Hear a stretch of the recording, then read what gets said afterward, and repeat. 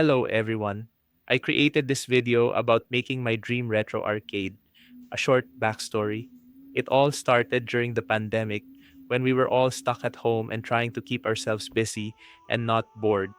While there are arcade machines you can buy already made, Arcade One Up, or one of those super expensive dream arcades with thousands of games built in, I went a different route because I thought I could pick and choose the best parts and a bit more affordable materials.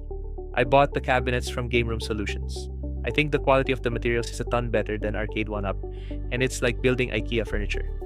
You can customize the graphics of your arcade, but I went with one of their already stock designs. As you can see, one person can easily do it, and I enjoyed the process of building. In a way, it's a stress reliever even though it took a bit longer than I wanted, but I wasn't rushing.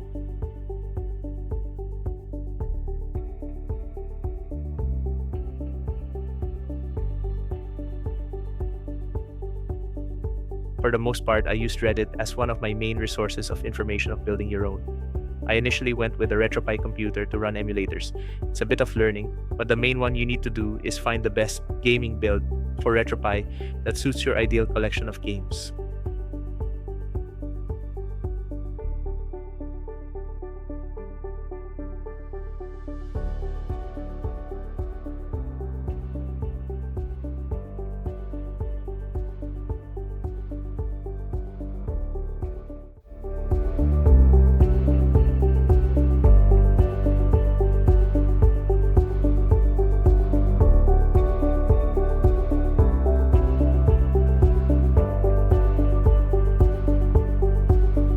Here's a quick view of the arcade wiring. Don't be overwhelmed, it's not that hard to understand. Once you initially start plugging them in, it makes sense. Always track and remember your wires. I went with the iPac2 encoder, which is the hardware that lets you program each button on what they do and configure that as an input on your games. As you can see, I had a separate encoder setup for PS3. I thought I would add an additional option using a different hardware or console. I eventually stuck with an old PC. We'll get into that later.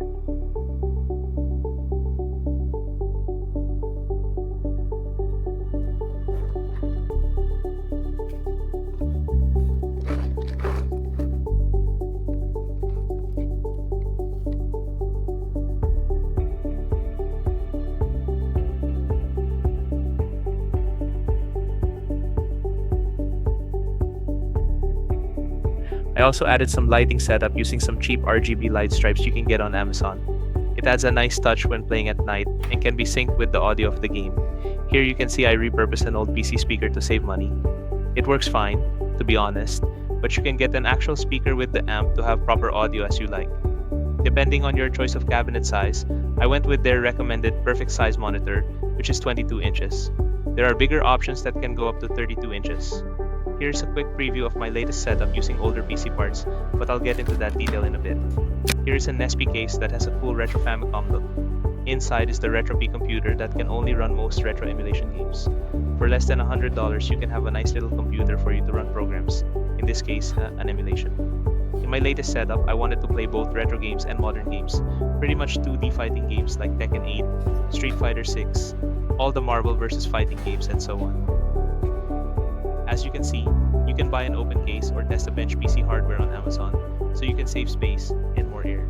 I'm using my previous built PCFR 5 years ago, and an older graphics card that still run modern games decently in 1080p. Not shown here, but I updated the GPU to RTX 3070, which runs twice as well as the 1070 you see here.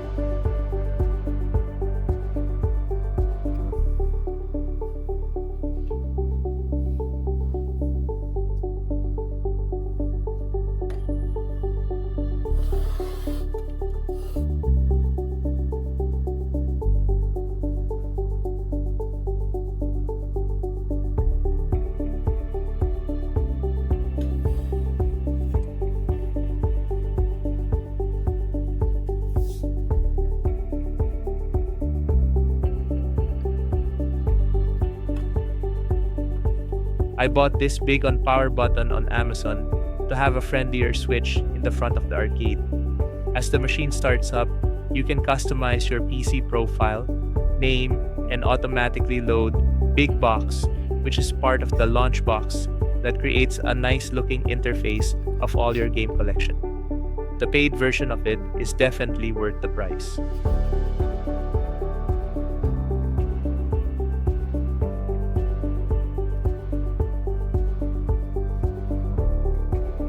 Scrolling through my current games, which are categorized by their platforms. You can build your own collection of games, no matter source they are from. You can have your Steam games, Epic Games, Amazon, GOG, EA, etc. store libraries all in one place. You just have to make sure you run a scan of your library in Launchbox, and it will collect all the metadata it needs, like box art and game descriptions, automatically for you. Here's a quick demonstration of loading up a modern game like Street Fighter 6. As you can see, my controller buttons are only 6 buttons for each player. You do have an option to have an 8-button setup to have more flexibility with arcade fighting games, but so far, 6 buttons are fine to me. As you can see, they run great and are so much fun with an arcade stick rather than playing with a gamepad on a console machine. It definitely brings back the nostalgia and a better competitive vibe of playing fighting games in an arcade setup. They are always a great entertainment piece during parties and guest visits, and love how they love playing with them at home.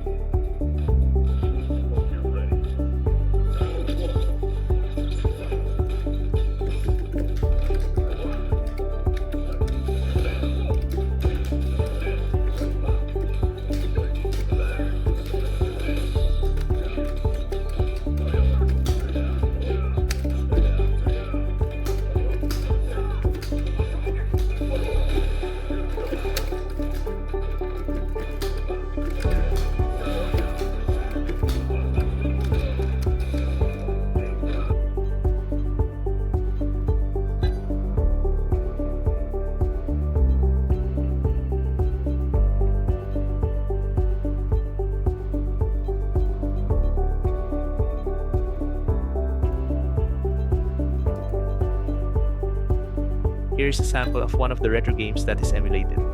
Many of these games work fine, but sometimes you may have to reconfigure the button assignments depending on which console you are emulating.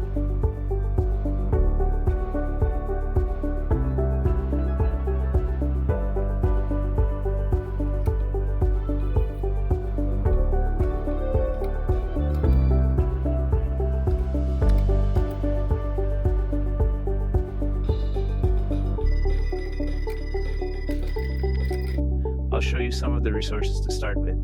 Here's the iPack encoder I used. Very simple hardware, but you can also get specific for fighting games if you wish. The Gameroom solution is the one I went with. The arcade body kit. Many different sizes and choices depending on what kind of arcade you want.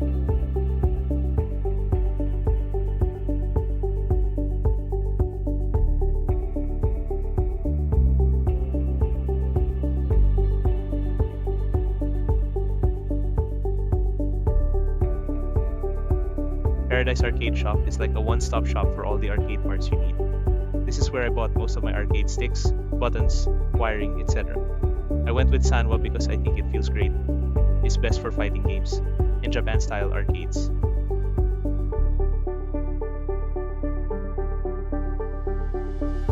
If you want to go just retro arcade, RetroPie is a great, affordable option if you don't have an extra PC to spare. It doesn't have a GPU, but it's powerful enough to emulate retro games. It's just small, compact, and easy to play around with. Thank you for watching this far along, and hope I gave you some starting points on building your own arcade machine. The process is really fun and makes you appreciate more of the DIY aspect of it. There are many good resources online, and it took me weeks to fully dive in and build this thing, but totally worth it. It can be an ongoing project as I keep updating and upgrading my system whenever I think it could be improved upon. Please don't hesitate to ask questions in the comments section. I will try my best to give you more places to consider, or other people with experience can chime in.